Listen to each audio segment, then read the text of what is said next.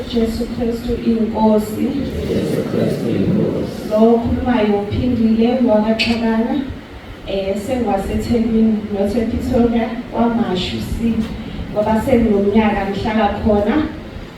Ngiyambonga uNkulunkulu ngoba ngithe ngisuka eGoli ngathi Nkosi uJesu mina sengifuna ukuhlala eKZN ngizokwazi ukuthi ngibe seduze nala ongibeke khona entabeni kaJehova ngizokhona ukukhonza kahle. Empilweni yami ngangifisa kakhulu ukuthi ngibe yi-celebrity ngendlela yokuthi ngaze ngafonela enyanga yala eThekwini eyayidumile ukuthi ingiphe isithwalo sokuthi ngibe famous njengomculi.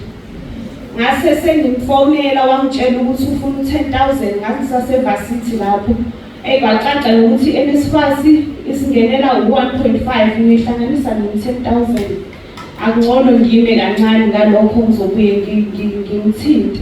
Wayesengiphile neminyaka ukuthi hayi ngizogibela esihlahleni esikhulu. Bafike bengicabele khona lapho.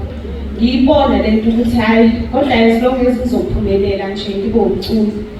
Kodwa kusenhlizweni yami ngathi Nkosi uJesu mina ke sengikwenzile konke ngangena ku-industry ngabona ukuthi kanti Nkosi uma kumele udume kumele uzuthengise umoya wakho nakusathane njengoba ngenza sengimamukeli lo munye uNkulunkulu kodwa uNkulunkulu wangiphephisa. Sengibonile ukuthi okay sekumele ngingene kule industry ngahlehlela emuva kancane. Kodwa ke esenhlizweni yami ukuthi Nkosi mina sengifisa ukwenzela wena manje izingoma ukuthi ngicule amaculo ngizokhubela ngendumiso engcwele ngingasahambi indlela zobunyama ngingasami endleleni yezoni noma ngingasakwenzi lokho engangithanda ukukwenza. Kodwa ngathi Nkosi siza Mtube inyama yami kuba ngikhonze njengoba wena ufuna. Ngakho ke na ingoma engayenzela uNkosi uJesu ngisasanda kusindiswa ebengithanda ukuthi ngimculele yona. Uthathi impilo yami wayenze yakho ngasinikezela bengingakwazi Nkosi yamakhosi wangenza umuntu wangiguqula.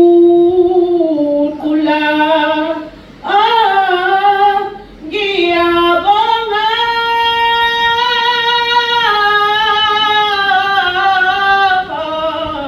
ngiyabonga ngiyabonga uJesu Kristu inkosi.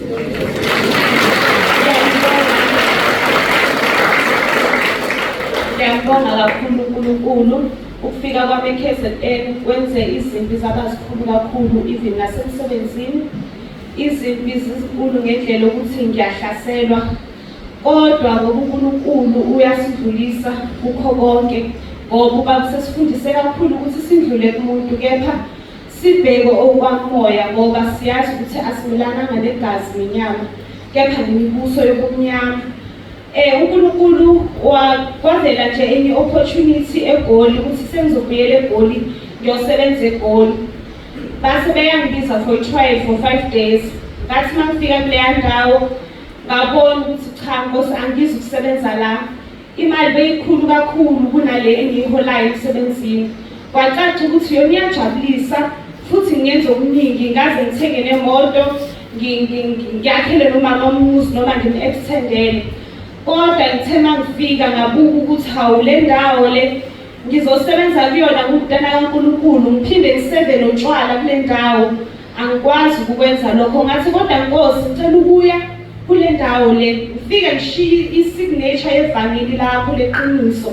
Uma ngisuka lapho ngizohamba ngiyenza inkonzo ekhaya yokuxolisa kubantu engibatshontshele emizini yabo ngisakhula ngitshontsha amapentshisi ngitshontsha ama-chips ngiwalahlele emva komgwaqo ukuze ngigijime ngiwathatha ngakhona. Ngahamba-ke ngaya khona ngamcela uNkosi uJesu ngathi ngicela bangangithathi uNkosi uJesu kuleya ndawo kodwa ukuthi ukufika kwami kuleya ndawo Pretoria ngafisa ukuthi ngathi ngingabatshela ngoNkosi uJesu kanti isimo bese endaweni engihleli kuyo ibingekho yinhle kakhulu ukuthi ngingashumayela ivangeli likaNkulunkulu ekubeni ukuthi indawo engihleli kuyo ilekwe kakhulu amadimoni. Ngase sengiyahamba ke ngekhaya uNkulunkulu wenza ukuthi uJesu Kristu inkosi.